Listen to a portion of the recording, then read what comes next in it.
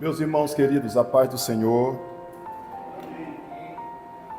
amados que estão pelas redes sociais, nós queremos glorificar a Deus pela sua vida e convido você e toda a sua casa para desfrutar desses momentos de adoração ao nome do Senhor, que é a meditação na palavra do nosso Rei. Meus irmãos, grato sou a Deus por ter participado de mais esta escola bíblica de férias. Os irmãos que estão vendo estes adornos aqui do meu lado, é por conta desta festa que foi proporcionada ontem para as crianças. Foi uma festa, na verdade. E a gente entrou também nesta festa. Glória a Deus por isso. E eu quero louvar a Deus pela vida dos coordenadores que deram o seu suor na realização deste trabalho.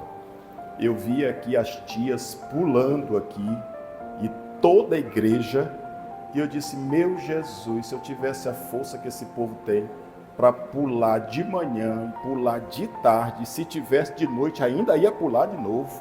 Meu Jesus, esse povo está assim com gás. Mas tudo, meus irmãos, é para a glória do nome do Senhor. E o tema da nossa escola bíblica de férias foi Jesus a bordo. E o objetivo da nossa escola bíblica era provar e evidenciar que quando o Senhor ele está conosco no barco, a despeito daquilo que nós sentimos, que é mistério que aconteça, os altos e baixos, os reveses da vida, que todos os irmãos passaram, passam e vão passar, com o Senhor no barco, fica mais alento esta situação. Glória a Deus por isso. E eu quero esta noite meditar também do barco. Abra sua Bíblia no livro de Gênesis, capítulo 6, versículos 11 a 18. Gênesis, capítulo 6, versículos 11 a 18. E eu quero, com esse texto, depreender as respostas de por que nós devemos entrar no barco da salvação. Glória a Deus.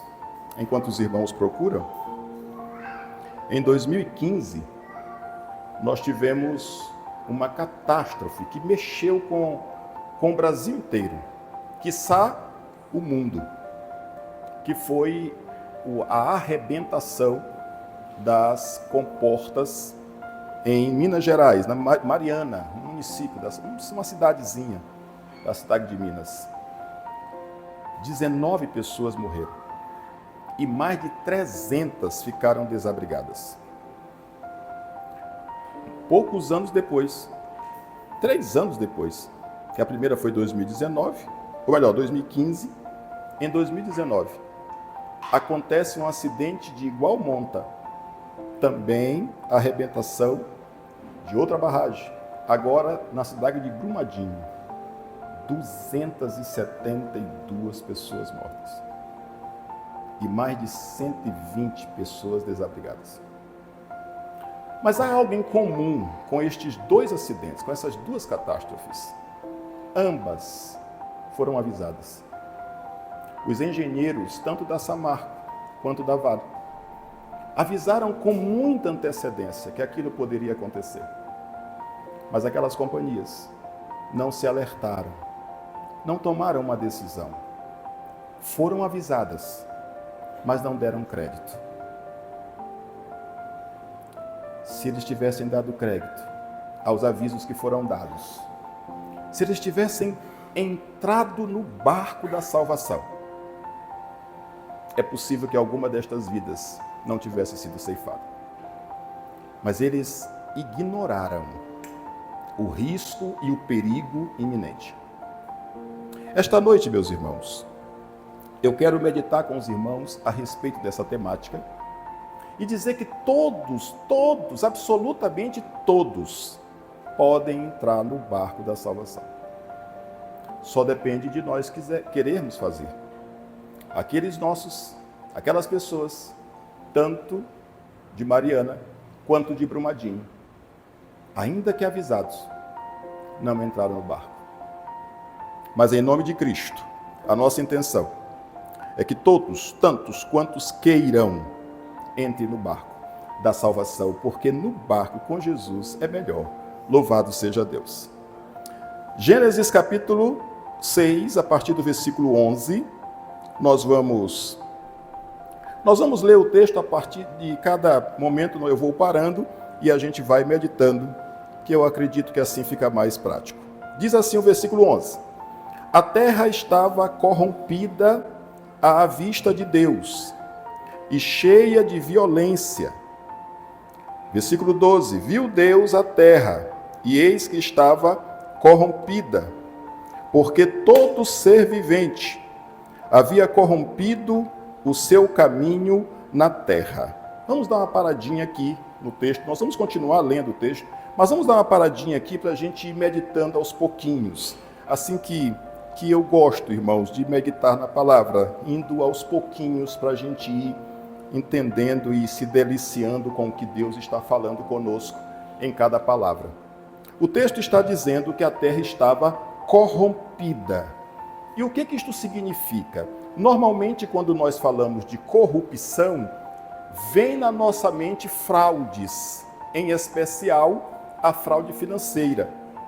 Mas aqui nesse contexto, ou melhor, na etimologia da palavra corrupção, não quer dizer necessariamente a questão financeira. Corrupção quer dizer imoralidade, que é outra palavra que nós também sempre agregamos ao conceito de sexo, e que não deixa de ser, é verdade também. Porém, a palavra lato sensu, ela é muito maior que isto. Imoralidade é o contrário de moral. E o que é moral? É o conjunto de virtudes, de procedimentos, que uma sociedade ou um grupo afinam entre si como regras práticas e válidas para aquele grupo. Por exemplo, quando nós estamos no trânsito, que a gente vê o sinal vermelho, os que estão de carro, a gente para. Por quê? Porque foi convencionado que quando o sinal está vermelho, é para todos que estão de carro parar. Isto é moral. Se eu ultrapasso, eu estou sendo imoral. Por quê? Porque eu não estou cumprindo as regras instituídas para aquele grupo ou para aquela sociedade. E o texto está dizendo que a terra estava corrompida, apodrecida, imoral, ou seja, não cumprindo aquilo que Deus havia determinado, para que tantos quantos o aceite como Senhor, assim fizesse. E o texto continua dizendo que ela, por ser corrompida, por ser imoral, por estar apodrecida, veio a violência, a crueldade, a injustiça. Meu Deus! E Deus viu, diz o versículo 12. Deus viu que a terra estava corrompida, Deus viu a imoralidade da terra, Deus viu a violência da terra, a crueldade, Deus viu a injustiça, porque Deus vê tudo. Não se pode esconder nada de Deus. Ainda que nós estejamos sozinhos, sem que ninguém veja, calados, sem que ninguém nos ouça, mas o Senhor está nos vendo, e o Senhor está nos ouvindo, porque Ele ouve o coração. Ele diz que antes que a palavra venha à minha boca, Ele já conhece. Então Ele sabe de tudo. Então o texto está dizendo, viu Deus a terra, e eis que estava corrompida, porque todo ser vivente havia corrompido o seu caminho na terra. Mas o que aquele povo havia feito para que neste momento da palavra o Senhor estivesse dizendo, a terra está corrompida? Aí, voltando um pouquinho o texto, nós vamos encontrar em Gênesis 2, capítulo 16 e 17, que o Senhor havia criado o homem, Deus o colocou no jardim do Éden, e ordenou: não comam da árvore do conhecimento do bem e do mal. E aí os irmãos sabem que o homem foi lá e comeu, desobedeceu a Deus, se corrompeu, porque ultrapassou as regras que Deus havia determinado. Mas após isto ter acontecido, no capítulo 4, versículo 5, fala do primeiro homicídio, que Caim irou-se com o seu irmão e com o Senhor. Porque, como os irmãos sabem também, Caim e Abel trouxeram uma oferta. Certamente aquela oferta era uma adoração ao Senhor, mas diz o texto que Deus recebeu a oferta de Abel e não recebeu a oferta de Caim, e nem Caim. E por que não recebeu a oferta de Caim? Porque a oferta de Caim não era uma oferta de adoração ao Senhor. Ele não estava reconhecendo que o Senhor era Senhor. Caim estava dando uma oferta de forma legalista. Eu vou dar porque estão dizendo que eu tenho que dar. Eu vou dar porque talvez alguém pode me olhar e aí ele vai ver que eu estou dando. Mas eu não estou devolvendo ao Senhor porque Ele me deu. E o Senhor, que prescruta o mais profundo do coração, não aceitou a oferta de Caim. E Caim se irou. O texto diz que o semblante dele descaiu. Por dois motivos. O primeiro, que ele estava com inveja do seu irmão, que havia apresentado uma oferta que foi apresentada. Por outro lado, ele estava querendo fazer o mal para o seu irmão, que aconteceu no capítulo 4, versículo 8. Caim matou o seu irmão. O Senhor estava vendo quando Adão e Eva comeram o fruto, desobedecendo a Ele. O Senhor estava vendo quando Caim se irou com inveja do seu irmão. O Senhor estava vendo quando Caim matou o seu irmão. É tanto que, posteriormente, o Senhor disse: o sangue dele está clamando da terra por justiça. E aí diz o texto, em Gênesis 8:8, que o Senhor se arrependeu de ter feito o homem. É bem verdade que esse texto, esse sentimento não é o que nós conhecemos, porque o arrepender que nós conhecemos é quando a gente se arrepende de ter feito uma coisa, como se nós não sabíamos que foi feito, que ia acontecer aquilo. Mas com Deus não acontece isso, porque Deus é onisciente, então Ele sabe de tudo. Ele conhece do fim para o começo, então Ele sabia que o homem ia pecar. Esse texto foi colocado aqui porque fica melhor de se entender, mas na verdade talvez a melhor palavra seria entristeceu, porque não era esse fim que Deus havia feito aquele homem. Deus havia feito o homem para glorificar a Ele. Mas este homem agora desobedeceu ao Senhor. Este homem agora irou-se por inveja. Este homem agora matou o seu irmão. E o texto diz: o Senhor se entristeceu. E aí, meus irmãos, eu já consigo, nesses dois primeiros versículos, eu já consigo identificar aqui a primeira resposta para a minha pergunta de por que nós devemos entrar no barco da salvação. Porque o Senhor vê a corrupção. O Senhor sabe tudo. O Senhor sabe da minha corrupção na minha casa. O Senhor sabe como é que eu trato a minha esposa. O Senhor sabe como é que eu trato os meus filhos. O Senhor sabe como é que eu falo na minha casa. O Senhor sabe como é que eu me relaciono com as pessoas na minha casa. O Senhor sabe como é que eu me relaciono no meu trabalho. O Senhor sabe o que as minhas mãos estão fazendo. O Senhor sabe para onde eu estou andando, para onde eu estou indo. E se eu estou indo para lugares que Ele aprova, glória a Deus. Se eu estou indo para lugares que Ele não aprova, se as minhas mãos estão tocando coisas que não deveriam tocar, se eu estou, de alguma forma, sendo fraudulento com a pessoa antes, eu estou fazendo mal para o Senhor.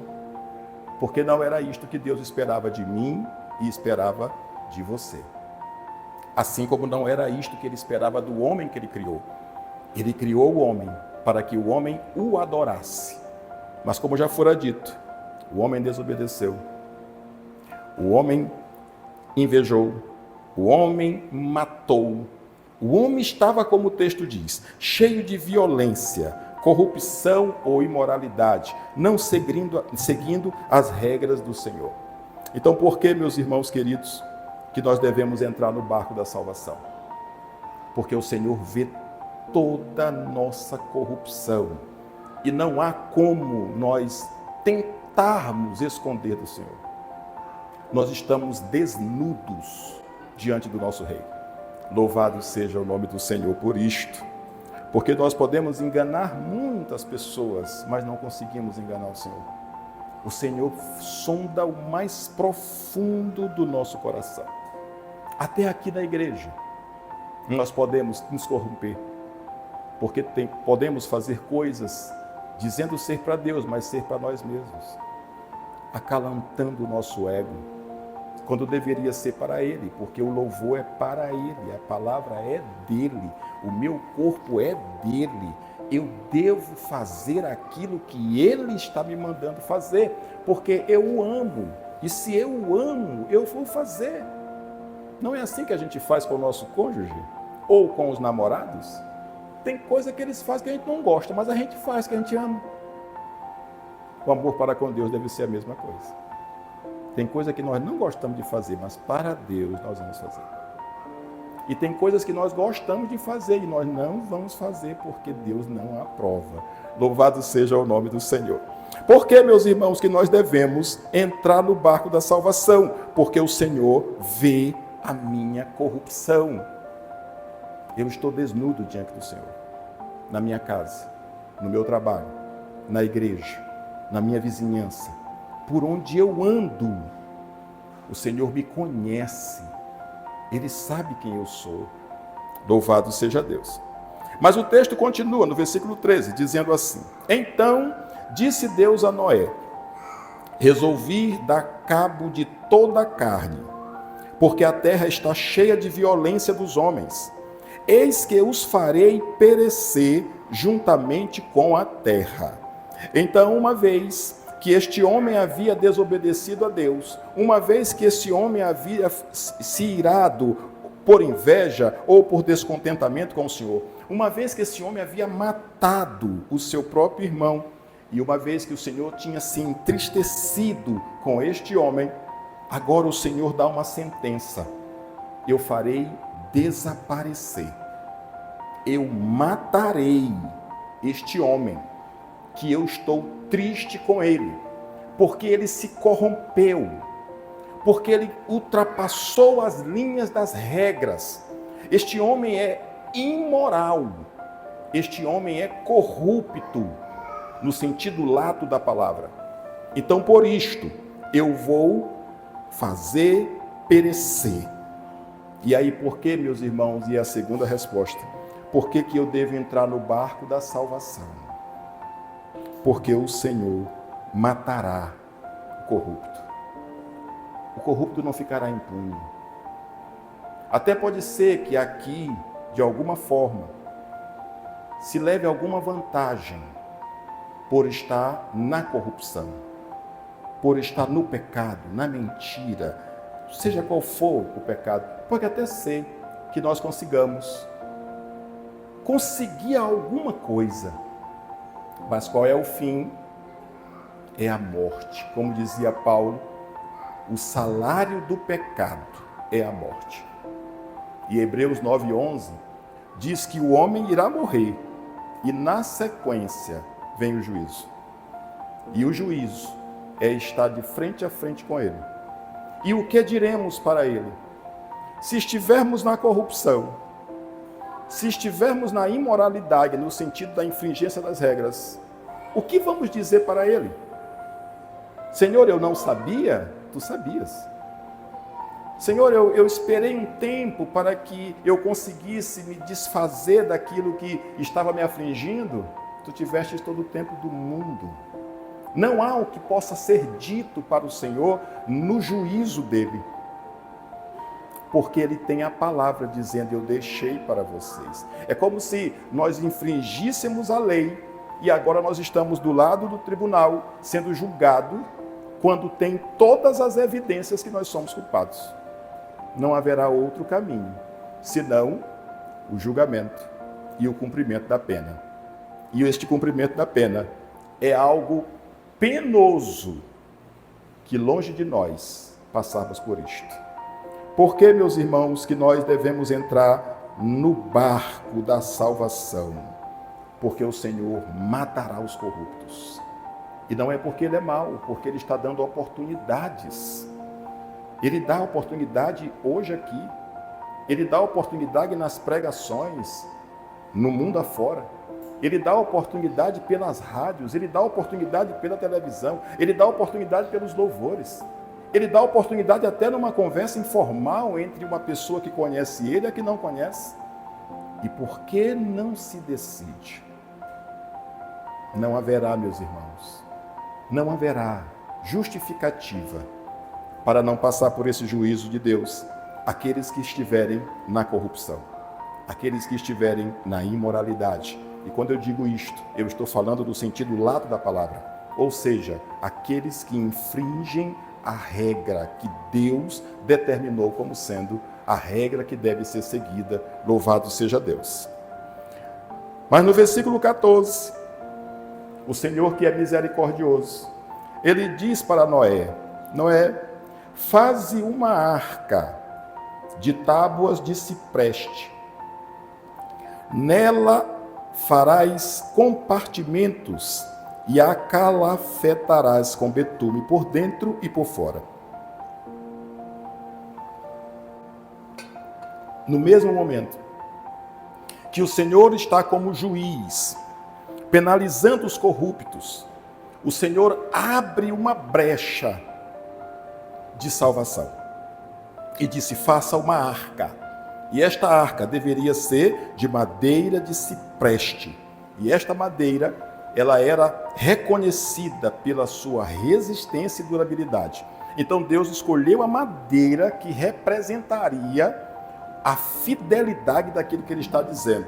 Esta arca, meus irmãos, ela foi feita fisicamente com Noé, mas ela tem uma conotação escatológica, porque ela está apontando para a salvação de tantos quantos adentrassem nesta arca. Louvado seja o nome do Senhor. Mas tantos quantos adentrassem nesta arca, eles deveriam sair da corrupção, da imoralidade e seguir as regras, a moral, aquilo que Deus havia determinado como sendo o correto para quem quer alcançar a graça e a salvação.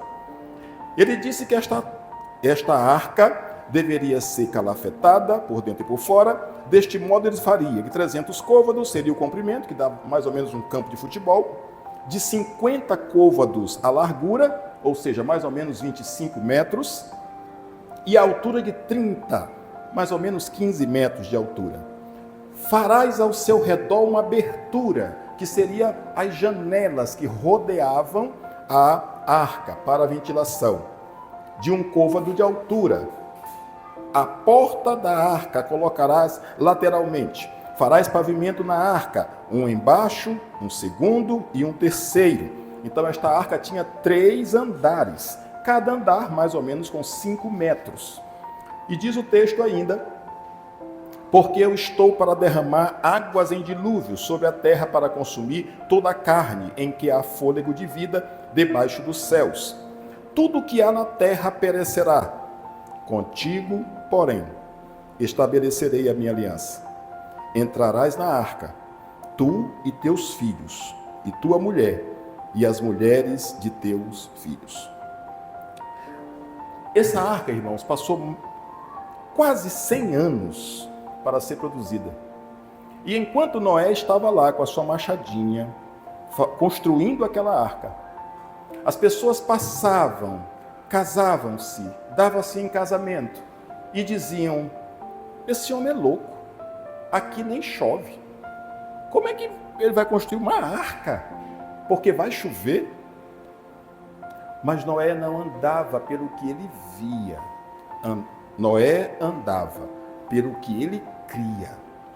E Deus estava dando a oportunidade para tantos que crescem na sua palavra, que quisessem obedecer a sua palavra como ele havia determinado. No mesmo momento que ele disse, vão perecer todos os imorais, todos os corruptos, ele disse, faça uma arca. Como quem diz, aqueles que entrarem na arca estarão livres desta morte, que eu matarei aqueles corruptos. E eu estabelecerei a minha aliança contigo. Mas quem era este Noé? Porque, veja, depois que o pecado entrou no mundo, diz o texto que todos pecaram. Mas Noé tinha uma característica interessante. O versículo 6, versículo 8 e 9 do livro de Gênesis diz que Noé achou graça aos olhos do Senhor. Mas por que Noé achou graça? Porque o mesmo texto diz, ele era justo, ele era perfeito em suas gerações e ele andava com Deus. 3 características aqui de Noé que chamavam a atenção, que fez com que ele achasse graça diante do Senhor. A primeira é que ele era justo.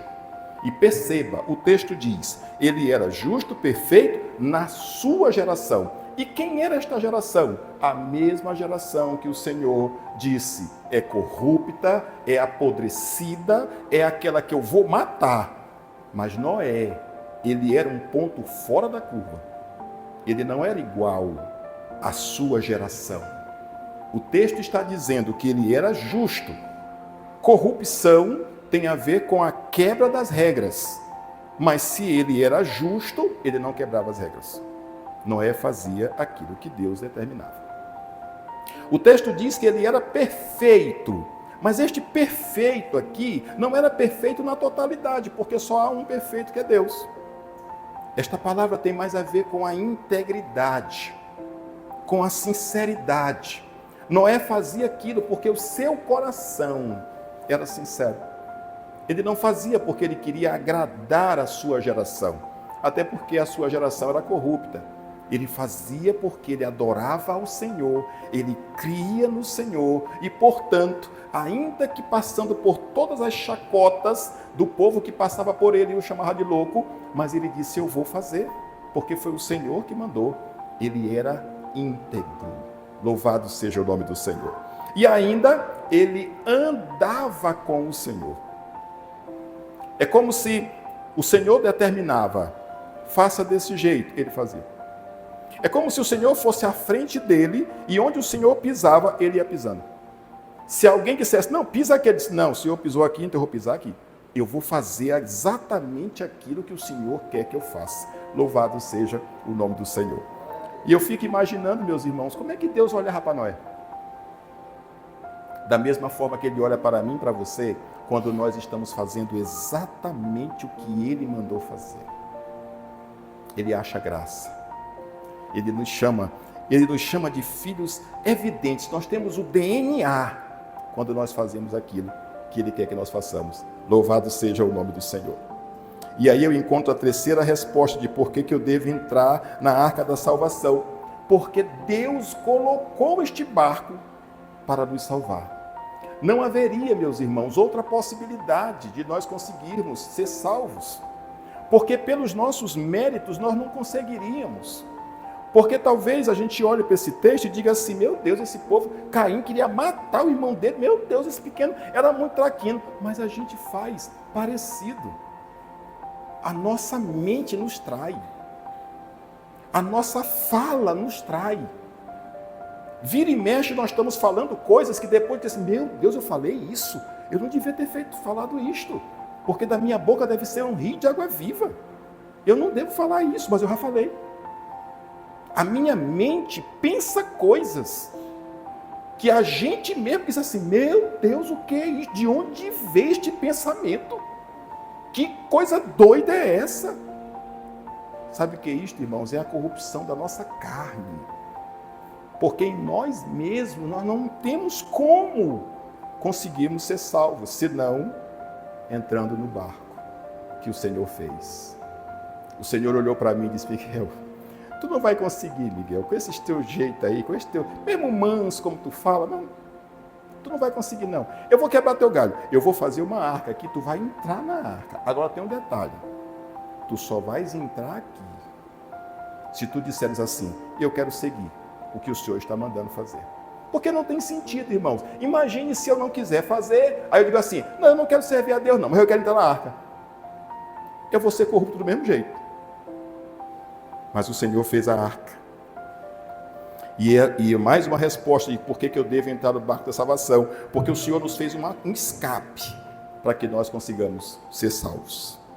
Hebreus 9:27 diz que o Senhor Cristo se ofereceu para levar os pecados de muitos. E por que não de todos? Porque nem todos aceitarão esta palavra. Nem todos quererão andar com o Senhor. E a prova disso, irmãos, é que nós pregamos este evangelho de manhã, de tarde e de noite, quiçá de madrugada. Mas quantas pessoas você conhece que não se rendeu a Cristo ainda? Não crê. Não crê que o Senhor é o Salvador. Não crê que o Senhor fez a arca para tantos quantos que queiram ser salvos, entre na arca. Talvez se um de nós estivéssemos naquela época e a gente visse a arca sendo construída, com o conhecimento que nós temos hoje, quando a gente visse Noé batendo com aquela machadinha dele, fazendo a arca, antes de construir, a gente já estava dentro. Mas tem pessoas que nós pregamos de manhã, de tarde, de noite, de madrugada, e eles ainda não aceitam, não creem. Mas a nossa esperança é que um dia o Espírito brade ao coração desta pessoa, assim como bradou no nosso. Eu passei 30 e poucos anos sem querer saber de Jesus. Mas quando eu aceitei de verdade. Se eu aceito as regras todas, embora. Mesmo que eu não queira, mesmo que doa em mim, eu vou assim mesmo. Porque eu sei em quem eu tenho crido. Louvado seja Deus. O Senhor se ofereceu. Ele olhou para mim e disse: Miguel, tu não vai dar conta não. Eu vou me oferecer para morrer por ti. Mas nós vamos fazer uma aliança. Esta aliança é que tu vais viver comigo até eu voltar ou até eu te chamar. Glórias sejam dadas ao nome do Senhor. E assim ele fez com os meus amados irmãos. Ele se ofereceu para levar os pecados de muito e aparecerá a segunda vez sem pecado aos que o esperam para a salvação. O Senhor vai voltar. Para quem? Para aqueles que o esperam. Quem não tem compromisso com o Senhor não está esperando Ele. Tanto faz se agora, como se amanhã, como se é indiferente. Mas nós sabemos que Ele virá. E nós estamos aguardando Ele vir. Eita, irmão, nós estamos aguardando Ele vir. Glória a Deus. Por que, meus irmãos, que nós devemos entrar no barco da salvação? Porque o Senhor providenciou o escape. Ele diz no Evangelho de João que aos que o receberam, aos que creram em seu nome, deu-lhes o direito de se tornarem filhos de Deus. Sabe o que é isto, irmãos? Lembra do julgamento de Hebreus 9:27? Que as pessoas vão estar lá como réus e não haverão como se justificar diante de Deus. Porque ele tem todas as provas que aquela pessoa não cumpriu as regras. Mas aqueles que receberem Jesus, aqueles que disseram assim: Senhor, eu te recebo, agora o Senhor vai ser o Senhor da minha vida, vai estar lá e o Senhor vai dizer: esse está excluído, porque ele creu no meu sangue. Louvado seja o nome do Senhor. E ele tem o direito de se tornar filho, porque ele creu. Louvado seja o nome do Senhor. O Senhor, meus irmãos, diz João, escrevendo Apocalipse, ele está à porta e bate. Se a pessoa ouvir a batida, isto aqui é interessante, se a pessoa ouvir a batida e abrir, o Senhor vai cear. Perceba que são duas atitudes. E por que a palavra está dizendo se ele ouvir? Porque eu vou dizer de novo, nós pregamos de manhã, de tarde e de noite. E tem pessoas que Chega bem aqui a palavra, mas ele não ouve, não adentra o coração. Mas o Senhor está dizendo, se eu estou batendo, se alguém ouvir eu batendo e abrir a porta, eu entro e ceio com ele. Ou seja, tenho comunhão, porque ceia é comunhão. Nós não abrimos as nossas mesas para aqueles que nós não conhecemos. Ninguém faz isso, né? A gente não abre a porta. Ei, está passando uma pessoa na rua. Ei, entre aqui, vamos aqui comer. Dificilmente a gente faz isso. Por quê? Porque não tem comunhão. Agora, quando tem comunhão, quando está afinado, quando pensam igual, quando já fez sua decisão, aí a gente leva para casa, a gente mata o cordeiro, a gente assa, a gente faz um churrasco. Por quê? Porque é amigo, tem comunhão. Louvado seja o nome do Senhor. É possível, meus irmãos, que você esteja em uma situação, pastor, eu estou tão assim quebrada, pastor, eu até queria, mas vira e mexe, eu estou escorregando, eu estou fazendo mais doidice, eu digo que eu não faço mais, daqui a pouco eu estou fazendo de novo. A palavra está dizendo para nós, entre no barco e deixe que eu vou fazer. Ele diz em Mateus, vinde a mim, os cansados, os oprimidos, e eu vou aliviar vocês. Não é vocês que vão se aliviar, sou eu. Eu só quero que vocês venham a mim. E o que isso representa? Via Cristo. É aceitar as regras. É dizer, Senhor, agora eu entendi. Agora eu vou viver conforme o Senhor quer que eu viva. Aí o Senhor disse, agora tu entrou no barco. Agora deixa comigo.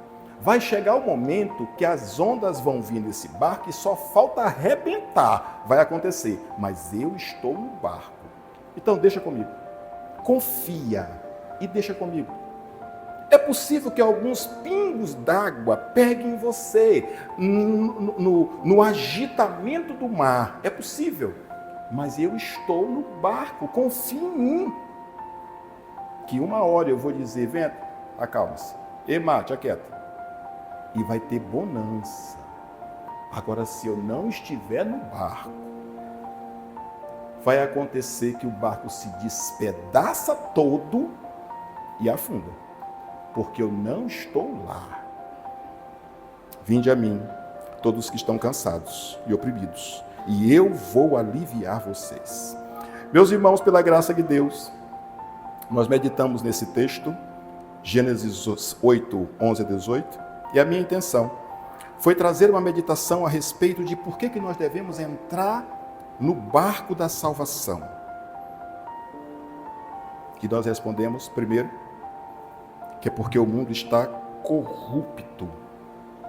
E o Senhor olha para nós e sabe exatamente o que nós estamos fazendo.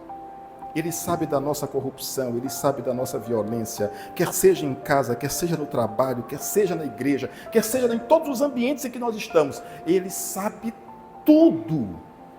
E por mais que a gente queira enganar, dele não conseguimos. E só nele nós vamos conseguir respirar, porque em nós mesmos nós não conseguimos.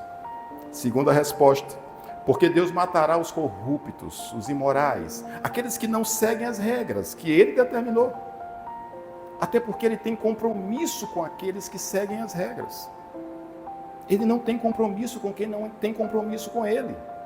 É lógico isso. É igual a um casamento. Casamento é uma reciprocidade. Então, se eu quebro a minha aliança constantemente, verdadeiramente esta aliança é quebrada. Mas por que eu devo entrar no barco? Porque o Senhor, na sua infinita bondade, Ele deu um barco de salvação, Cristo, que se ofereceu para levar os pecados nossos. E Ele vai voltar, como diz o texto de Hebreus, ou melhor, de Hebreus 9, 28. Ele vai voltar pela segunda vez aos que o esperam. Se aqueles irmãos queridos, se aquelas pessoas da cidade de Mariana ou Brumadinho estivessem acreditado nesta palavra, nos avisos que foram dados, muitas vidas ali não seriam ceifadas. Algumas pessoas saíram, não só aquelas que morreram, mas algumas saíram. E elas dizem: eu lamento porque tem parentes meus que não ouviram, não saíram e por isso morreram. Mas graças a Deus eu me salvei, porque eu acreditei naqueles alertas que estavam sendo dados. Quantas vezes, meus irmãos, você já se livrou por um aviso? E esta noite, uma vez mais, você foi avisado e avisada que você deve entrar no barco. E entrar no barco representa aceitar aquilo que o Senhor está dizendo para nós aceitarmos. Certa vez eu li um livro, é da área de finanças, e falava sobre planejamento estratégico. Um livro escrito por Tiavenato. E dizia uma parábola que havia a parábola do navio e do farol. Em um mar nebuloso, com muito maremoto, veio um grande avião, um porta-avião, comandado por um capitão de alta patente da Marinha.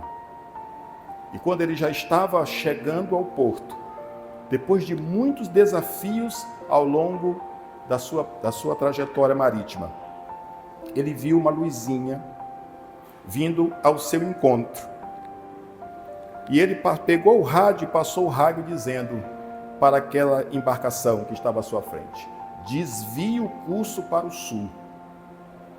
Aí veio a resposta da luzinha: aconselho que o Senhor desvie para o norte. E o capitão do navio ficou irado, porque ele disse: como que pode uma embarcaçãozinha dessa, por essa luz eu estou vendo o tamanho dela, mandar em mim, que sou o capitão de alta patente da Marinha? Não, ele é que vai ter que desviar. E ele manda daqui para lá de novo: você que vai desviar, eu não desviarei a rota do meu navio. E a pessoa que estava do outro lado falou: eu sou um farol, então escolha bater no farol e arrebentar o seu navio, ou desviar para o sul. E imediatamente aquele capitão, com toda a sua patente, virou para o sul e não colidiu com o farol. Havia pessoas em Mariana que diziam assim: eu estou há 40 anos morando aqui e nunca aconteceu nada. Eles estão falando isto todo dia, mas nunca aconteceu. Então eu vou continuar aqui. Eles colidiram com o farol. Então, meus irmãos, como uma luzinha, igual aquele farol que estava lá, entre no barco. Se por acaso você entrou no barco e você tem feito aquilo que Deus tem mandado você fazer, aquilo que as Sagradas Escrituras estão dizendo, e você está dizendo: pastor Miguel, eu estou a duras penas fazendo isso aqui, porque tem hora que eu não quero fazer não, tem hora que eu queria ir para o outro lado, mas eu faço porque eu sirvo a Deus, eu sou discípulo e discípula de Jesus, então eu faço. Você vai achar graça diante de Deus como Noé achou. Não era fácil Noé também estar lá onde ele estava, ouvindo o que diziam dele. Não era fácil. Porém, ele tinha a convicção que ele estava fazendo aquilo que Deus havia mandado. Então, se você está fazendo, eu quero adorar a Deus pela sua vida. E quero dizer que você é uma luz para tantos quantos precisam enxergar o verdadeiro caminho. Se você ainda não está nesse estágio, eu oro para que esta palavra tenha encontrado guarida em seu coração e você volte para o caminho. Desvie a rota. Tem momentos, irmãos, que é melhor dar um passo atrás do que seguir adiante. Porque quando segue adiante, ele vai colidir. Quando ele dá um passo atrás e arredoa, ele pode até aumentar o caminho, mas ele livra da morte. Se você quiser fazer um acordo com Cristo, uma aliança com Cristo, eu convido você a vir aqui à frente e nós vamos orar por você. Se você quer fazer uma reconciliação com o Senhor, eu convido você a vir aqui à frente, nós vamos orar por você. Se você quer força para vencer a corrupção que está chegando ao seu coração, da mesma forma, nós vamos orar por você. porque a nossa intenção é irmos juntos para o céu, uns levando as cargas dos outros. Louvado seja o nome do Senhor. Que Deus em Cristo abençoe os meus irmãos. Que Deus dê força para cumprirmos mais esta semana, que sai este mês, os anos e tantos quantos forem os dias que o Senhor nos dê aqui para sermos servos deles. Amém. Glória a Deus.